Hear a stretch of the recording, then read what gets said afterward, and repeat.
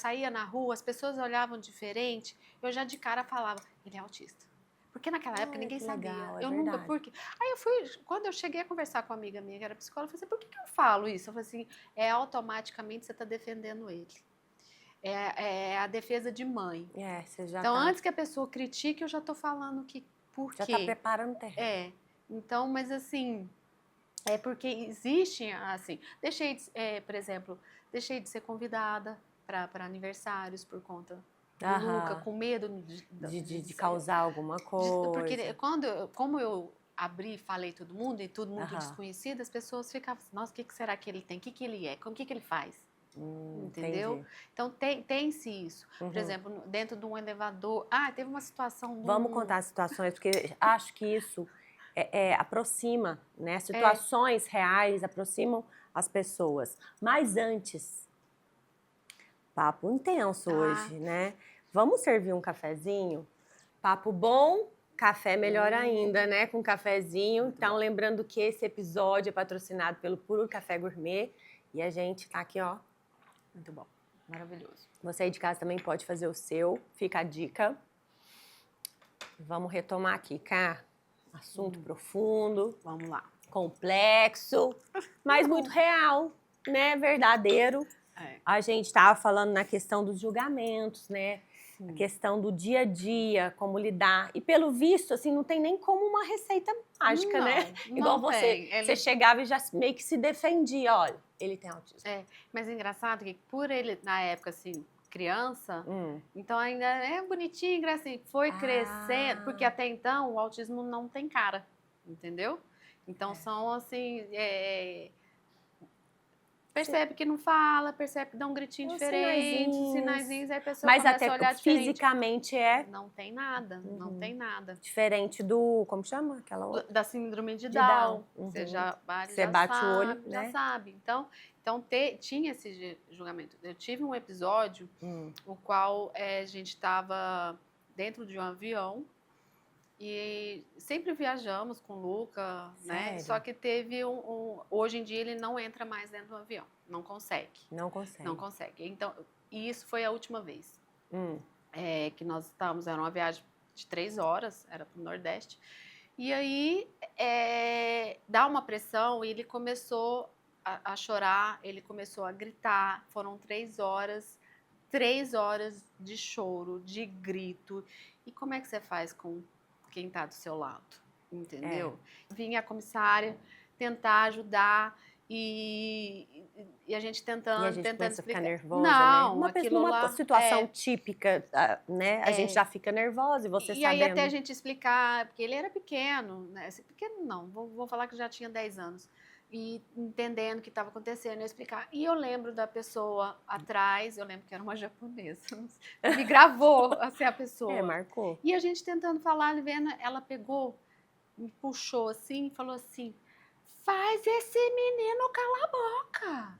Oh, meu Deus. Eu olhei pra cara dela, tipo assim, mas berrando comigo. Ela viu que eu tava tentando, eu falei assim, minha senhora, ele é autista. Falei pra ela assim, e eu lá sei o que é isso. Ave Maria. Situação. Entendeu? Olha a situação. Falei assim, pois é, a senhora procura saber.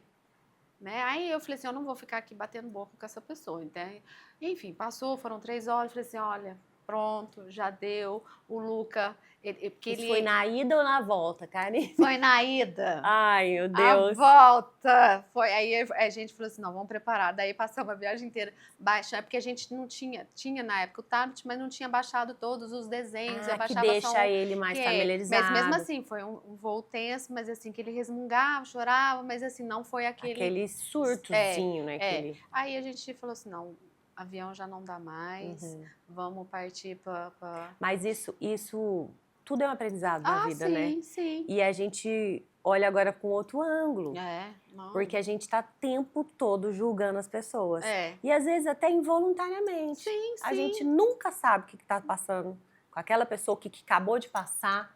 né? Isso aí é um alerta pra É. gente ficar esperto, ser mais É. paciente. Tem coisa que não dá pra gente Não, hoje, controlar. e hoje as pessoas estão tão assim, sem pensar no No próximo, né? próximo, né? Então a gente não sabe o que está se passando, as situações de cada um. Cada um tem seus bastidores, Seus né? bastidores, Então é onde a gente exatamente. tem que aprender a ser mais humano, Aham. entendeu? Então é Tudo voltando isso, pra tudo isso. isso. Você acha que esse tipo, que a maternidade, igual eu disse, muda a gente completamente. Esse tipo de maternidade te trouxe um olhar diferente na Totalmente. arquitetura?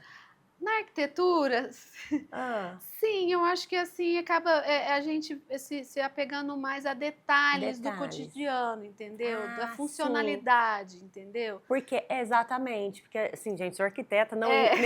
não em exerção, não é como chama? Nativa. Não na ativa, mas a gente estuda que é importante Sim. conhecer a rotina da família, para você criar tal. Mas eu acho que isso te aguçou muito mais, né?